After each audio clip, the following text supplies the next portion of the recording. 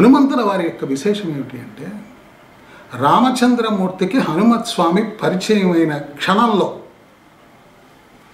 కథ జోరికి వెళ్ళట్లేదు, అది చాలా పెద్ద విశేషం.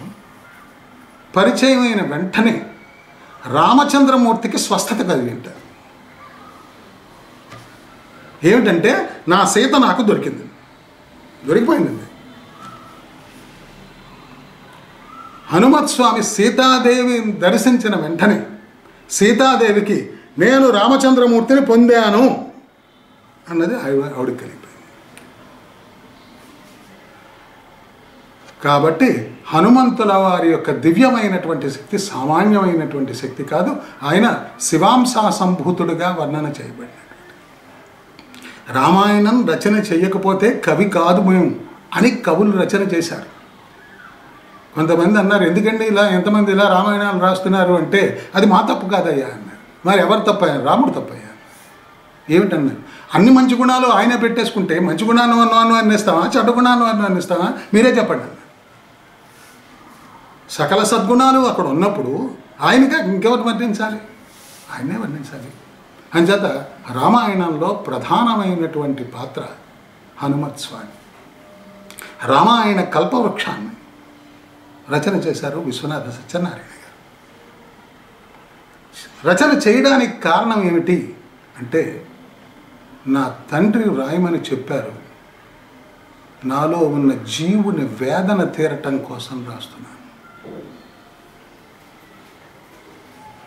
తండ్రి ఆజ్ఞ జీవుని వేదన. ఇది రామాయణం వేడల మహాకవులకు ఉన్నటువంటి భావన. ఆ హనుమత్ స్వామి యొక్క దివ్యమైనటువంటి విశేషాన్ని, రామచంద్రమూర్తి యొక్క విశేషాన్ని అనేక రకాలుగా వర్ణన చేశారు విశ్వనాథ సత్యనారాయణ గారు రామాయణ కల్పవృక్షంలో. ఆంజనేయ స్వామిని కీర్తన చేసినటువంటి ఆ విషయాన్ని మనం చూద్దాం. మంగళ రూప హరి మర్కట పంచవక్త కట్వాంగ మహాసికేట కుధర మృత కుంభశ్రుని ప్రదీపితోత్తుంగకరంబుజాత నవతోయజమూర్తి త్రిపంచ నేత్ర సర్పాంగద కంఠహార అసురావళి మర్దన బాహు మారుతి. నీ రూపమే మంగళమైనటువంటి రూపము. మంగళము అన్న పదానికి శుభము అన్నటువంటిది, శుభకరమైనటువంటి రూపం. నీ యొక్క దివ్య నామాన్ని చెప్పటం ఉన్నదే అది శుభకరమైన. హరిమర్కట మంత్రశాస్త్రంలో మంత్రం అది. హనుమత్ స్వామి వారి యొక్క పంచవక్త్ర, 5 ముఖాలు కలిగినటువంటి వాడు. ఈశ్వరుడికి 5 ముఖాలు ఉన్నాయి, ఆంజనేయ స్వామికి 5 ముఖాలు. అనేకమైన చేతుల్లో ఆయుధాలను ధరించి ఉన్నావు. ఎందుకోసం? దేవతలు చేతుల్లో ఆయుధాలు ధరించి ఉన్నట్టుగా చూపిస్తున్నారు మనకి.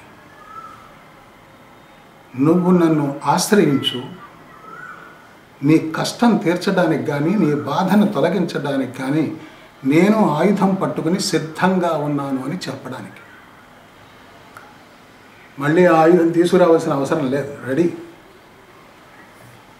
అలా ఎటువంటి శత్రు బాధనైనా తొలగించేటువంటి వాడు ఆయన.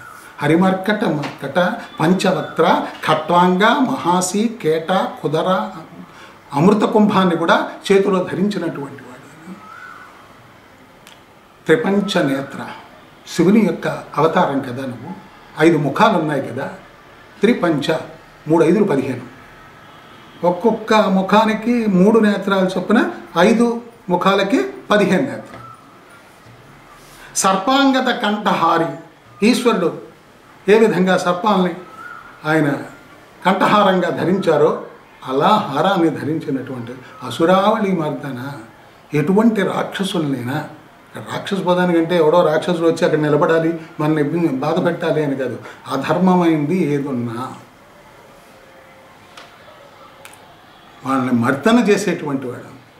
అటువంటి బాహువులు కలిగినటువంటి మారుతి పుత్రుడైనటువంటి హనుమత్ స్వామిని ఎంత చక్కగా కీర్తన చేసినటువంటి ఈ కీర్తన విన్న మనం ధన్యులం.